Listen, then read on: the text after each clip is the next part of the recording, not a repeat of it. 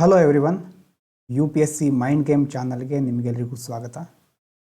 ಇವತ್ತು ಒಂದು ಹೊಸ ವಿಷಯ, ಬಹಳ ಇಂಪಾರ್ಟೆಂಟ್ ಹಾಗೂ ಇಂಟ್ರೆಸ್ಟಿಂಗ್ ಆದಂಥ ವಿಷಯವನ್ನು ನಾವು ಪ್ರಾರಂಭಿಸ್ತಾ ಇದ್ದೇವೆ. ಅದಕ್ಕಿಂತ ಮೊದಲು ಕೆಲವು ವಿಷಯಗಳನ್ನು ಹೇಳಲೇಬೇಕು.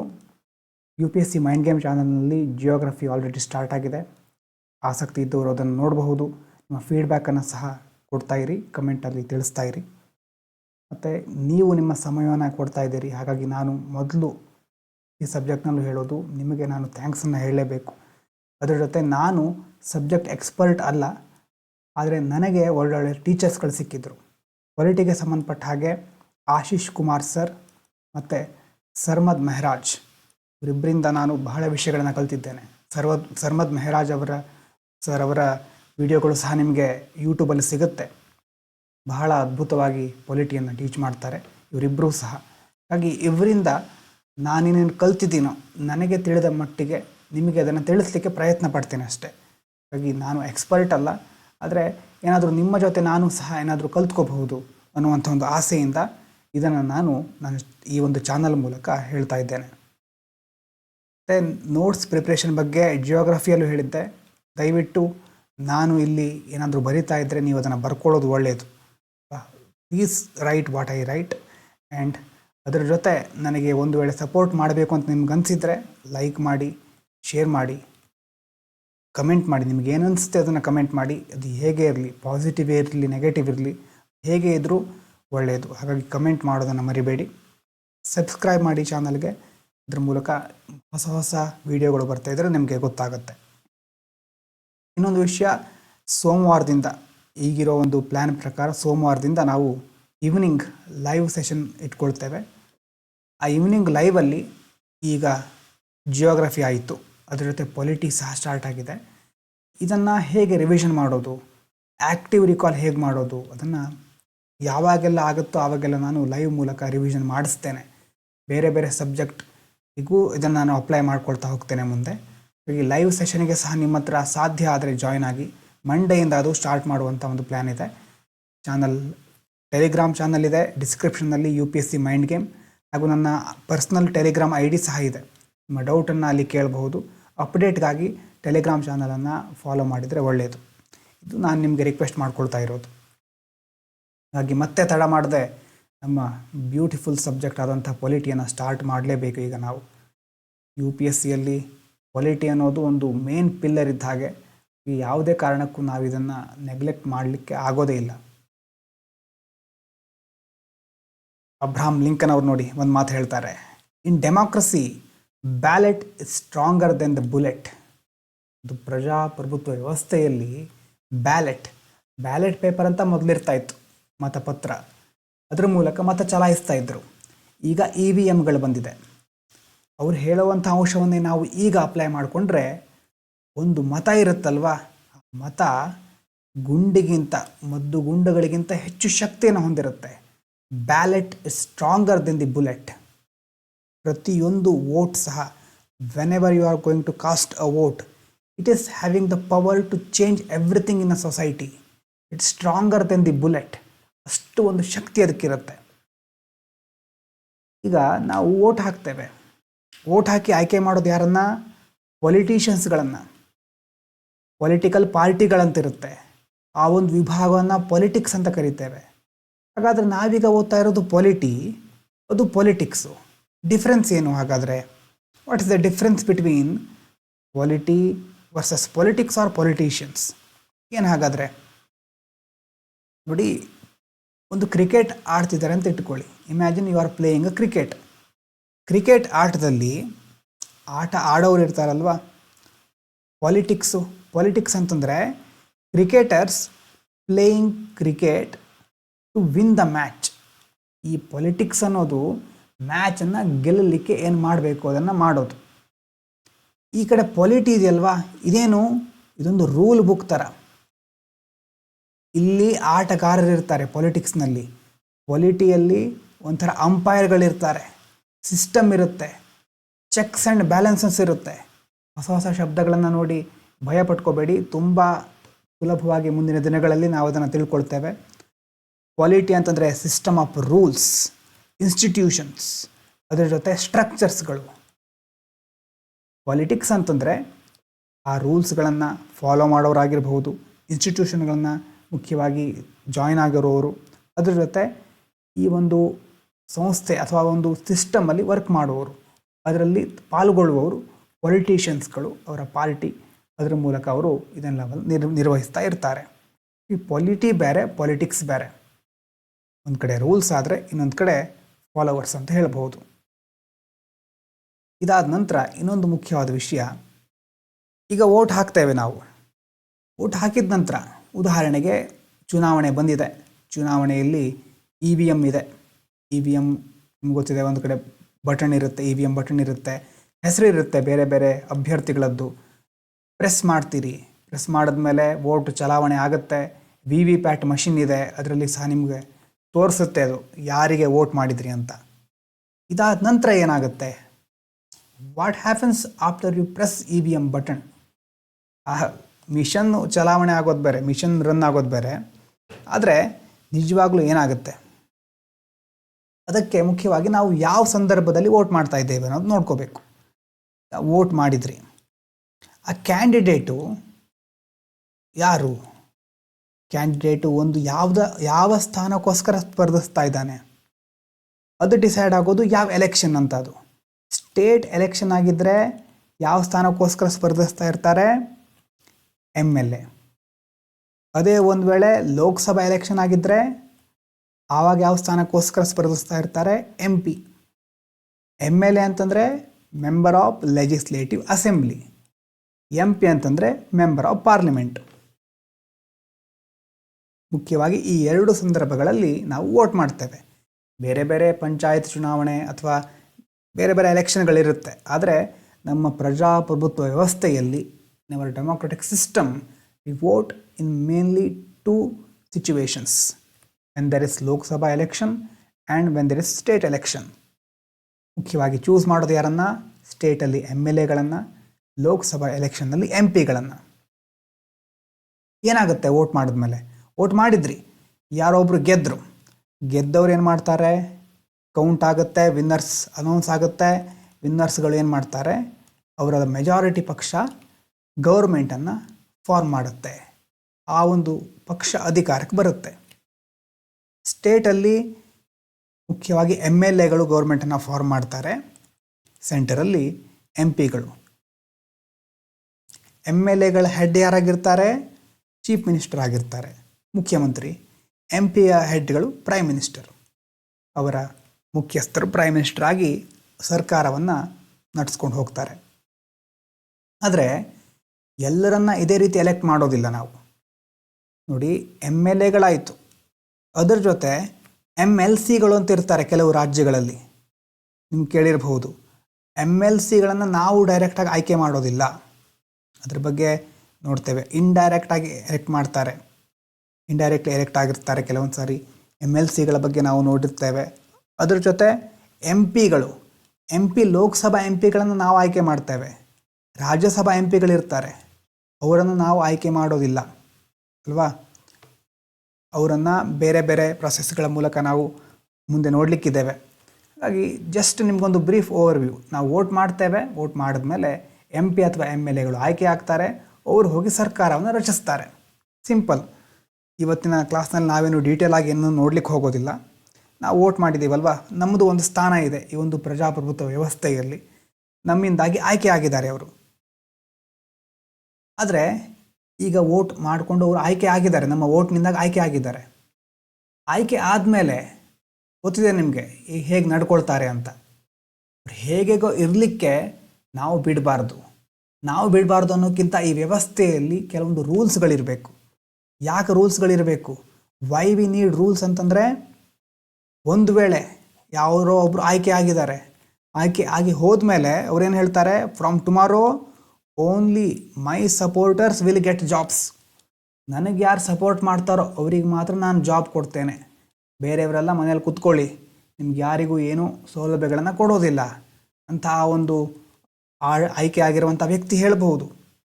ಅಥವಾ ಹೊಸ CM ಬರಬಹುದು, ಅಥವಾ ಯಾರಾದರೂ ಒಬ್ಬರು ಅಧಿಕಾರಕ್ಕೆ ಬಂದು ನಾಳೆಯಿಂದ ನೀವೆಲ್ಲರೂ ಇದೇ ಭಾಷೆಯನ್ನು ಮಾತಾಡಬೇಕು, ಬೇರೆ ಭಾಷೆ ಮಾತನಾಡೋ ಹಾಗಿಲ್ಲ, ಅನ್ನುವಂಥದ್ದನ್ನು ನಮ್ಮ ಮೇಲೆ ಹೇರಬಹುದು.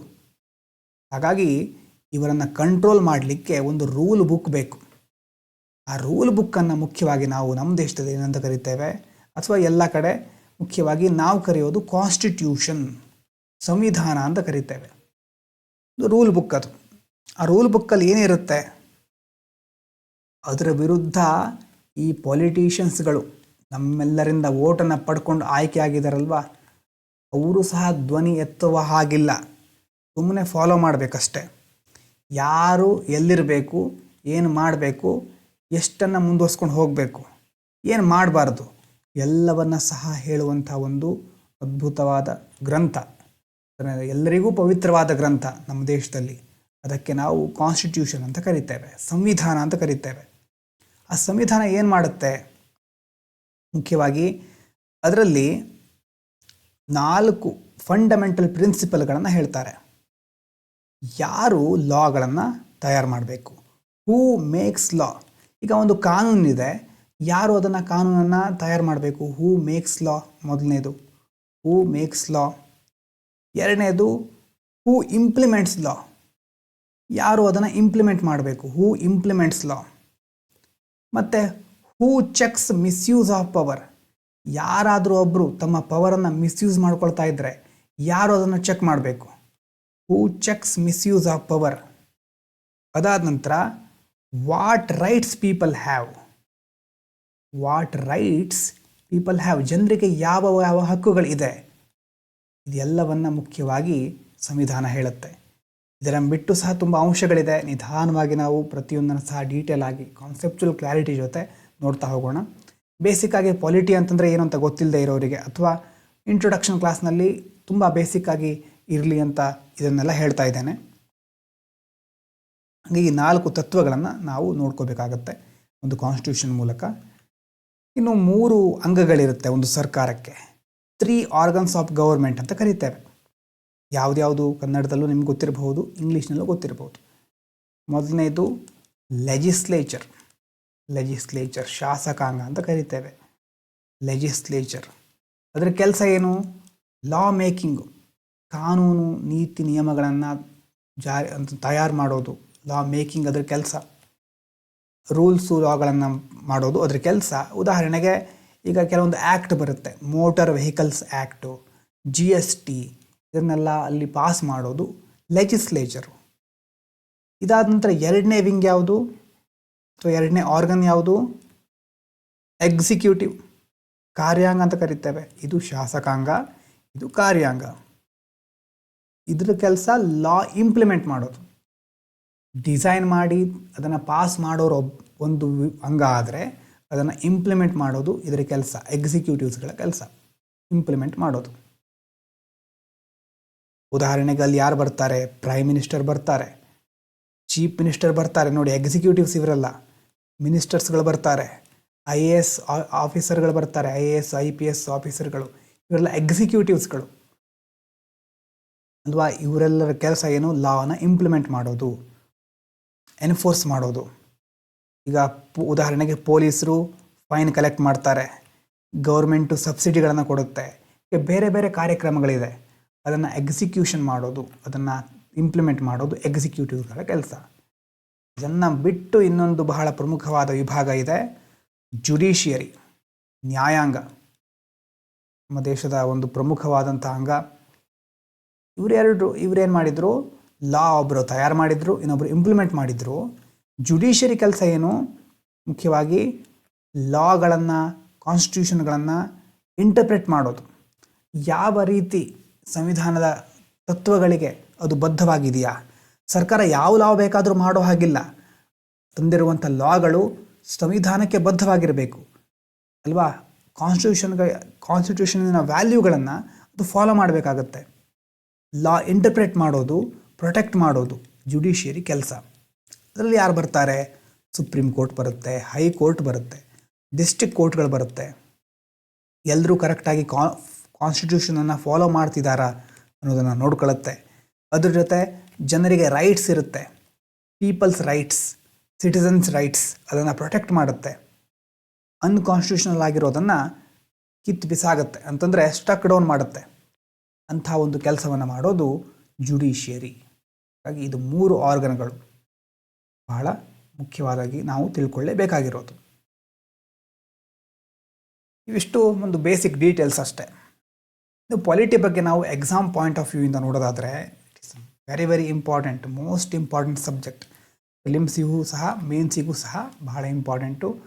ಪ್ರಿಲಿಮ್ಸಲ್ಲಿ ಅರೌಂಡ್ 14 to 16 ಕ್ವಶನ್ಸ್ ಬರುತ್ತೆ ಅಂತಂದರೆ 28 to 30 ಮಾರ್ಕ್ಸ್ ಈ ಸಬ್ಜೆಕ್ಟಿಂದ ಕೇಳ್ತಾರೆ. ಮೇನ್ಸಲ್ಲಿ ನೋಡಿ, ಮೇನ್ಸಲ್ಲಿ 150+ ಮಾರ್ಕ್ಸ್ ಪ್ರತಿ ವರ್ಷ ಸಹ ಈ ಒಂದು ನಂಬರ್ಗಳು ಏರ್ತಾ ಇದೆ. 150+ ಮಾರ್ಕ್ಸ್ ಅಂತಂದರೆ ಅದು ಬಹಳ ತುಂಬ ಇಂಪಾರ್ಟೆಂಟ್ ಈ ಸಬ್ಜೆಕ್ಟು. ಹಾಗಾಗಿ ನಾವು ಪ್ರಿಲಿಮ್ಸ್ ಮತ್ತು ಮೇನ್ಸ್ ಎರಡನ್ನೂ ಸಹ ಕಾಂಪ್ರಿಹೆನ್ಸಿವ್ ಆಗಿ ಇಲ್ಲಿ ಕವರ್ ಮಾಡ್ತೇವೆ. ಬಹಳ ದಿನ ತಗೊಳುತ್ತೆ ಅಂತಂದರೆ ಡೈಲಿ ಒಂದು ಅರ್ಧದಿಂದ ಮುಕ್ಕಾಲು ಗಂಟೆ ಕ್ಲಾಸ್ ಅಂತಂದರೆ ಅಥವಾ ಒಂದು ವಿಡಿಯೋ ಅಂತಂದರೆ ನಿಧಾನವಾಗಿ ನಾವು ನೋಡೋ ತನಕ ತುಂಬ ದಿನ ಆಗುತ್ತೆ. ಆದರೆ ನಾನು ರಿವಿಷನ್ ಕ್ಲಾಸನ್ನು ಸಹ ಮಾಡ್ತಾ ಇರ್ತೇನೆ ಲೈವಲ್ಲಿ. ಅದಕ್ಕೆ ಜಾಯಿನ್ ಆದರೆ ನೀವು ಎಕ್ಸ್ಟ್ರಾ ಓದಬೇಕಾದ ಅವಶ್ಯಕತೆ ಇರೋದಿಲ್ಲ. ಬೇರೆ ಬೇರೆ ಟೆಕ್ನಿಕ್ಗಳನ್ನು, ಸ್ಟಡಿ ಮೆಥಡ್ಗಳನ್ನು ನಾವು ಫಾಲೋ ಮಾಡ್ತಾ ಹೋಗ್ತೇವೆ. ಹಾಗಾಗಿ ಇದನ್ನು ಮುಗಿಸ್ಬಿಟ್ಟು ಬೇರೆ ಸಬ್ಜೆಕ್ಟ್ ಓದೋದು ಅನ್ನೋಕ್ಕಿಂತ ಡೈಲಿ ಸ್ವಲ್ಪ ಹೊತ್ತನ್ನು ಇದಕ್ಕೆ ನಾವು ಕೊಡ್ತೇವೆ. ಪ್ರಿಲಿಮ್ಸು ಮೇನ್ಸು ಎರಡಕ್ಕೂ ಇಂಪಾರ್ಟೆಂಟ್ ಆಗಿರೋದ್ರಿಂದ ನಾವು ಇದನ್ನು ಯಾವುದೇ ಕಾರಣಕ್ಕೂ ಬಿಡೋದಿಲ್ಲ. ತುಂಬ ಡೀಟೇಲ್ ಆಗಿ ಆದಷ್ಟು ಎಷ್ಟೆಷ್ಟು ವಿಷಯಗಳು ಇದರಲ್ಲಿ ಕವರ್ ಆಗಬೇಕೋ ಅದೆಲ್ಲವನ್ನು ಸಹ ಕವರ್ ಮಾಡಿಕೊಂಡೇ ಹೋಗ್ತೇವೆ. ಮತ್ತು ಕೇವಲ ಈ ಸಬ್ಜೆಕ್ಟು ಅದರ ಪಾಡಿಗೆ ಅದಿರೋದಿಲ್ಲ. GS2 ಅಲ್ಲಿ polity, governance, social justice, IR ಇದೆ, ಅಲ್ಲಿ ಕವರ್ ಆಗುತ್ತೆ ಹೌದು. ಆದರೆ ನಿಮ್ಮ ಆಪ್ಷನಲ್ PSIR ಆಗಿದ್ದರೆ, ಪಬ್ಲಿಕ್ ಅಡ್ಮಿನಿಸ್ಟ್ರೇಷನ್ ಆಗಿದ್ದರೆ, ಸೋಷಿಯಾಲಜಿ ಆಗಿದ್ದರೆ ಹೆಲ್ಪ್ ಆಗುತ್ತೆ. ಇದರಲ್ಲಿ ಬರುವ ಎಷ್ಟೋ ಪಾಯಿಂಟ್ಗಳು ಅಲ್ಲಿ ಯೂಸ್ ಆಗುತ್ತೆ. SAಯಲ್ಲಿ ಸಹ ಇಂಪಾರ್ಟೆಂಟು, GS4 ಹೀಗೆ ಪ್ರತಿ ಕಡೆ ಅಂತಂದರೆ ಎಲ್ಲೆಲ್ಲಿ ನಾವು ಇದನ್ನು ಯೂಸ್ ಮಾಡ್ಕೊಳ್ಬಹುದು ಅನ್ನೋದಕ್ಕೆ ಲಿಮಿಟ್ ಇರೋದಿಲ್ಲ. ಅಂದರೆ ಇಲ್ಲಿ ಬರುವ ಆ್ಯಕ್ಟ್ಗಳು ಮತ್ತು ಬೇರೆ ಬೇರೆ ಅಂಶಗಳನ್ನು ನಾವು ತುಂಬ ಚೆನ್ನಾಗಿ ಬೇರೆ ಕಡೆ ಯೂಸ್ ಮಾಡ್ಕೋಬಹುದು. ಹಾಗೆ ಯಾವುದೇ ಕಾರಣಕ್ಕೂ ಒಂದು ಚಿಕ್ಕ ಅಂಶವನ್ನು ಸಹ ನಾವು ಬಿಡೋದಿಲ್ಲ, ಪ್ರತಿಯೊಂದನ್ನು ಸಹ ಕವರ್ ಮಾಡ್ಕೊಳ್ತಾ ಹೋಗ್ತೇವೆ. ಬೇಗ ಮುಗಿಸಿ ಅನ್ನೋ ಅಂತೂ ಕೋರಿಕೆ ಇರಬಹುದು, ಆದರೆ ನಾನು ಇದನ್ನು ಗಡಿಬಿಡಿ ಮಾಡೋದಿಲ್ಲ, ತರಾತುರಿಯಲ್ಲಿ ಮುಗಿಸೋದಿಲ್ಲ.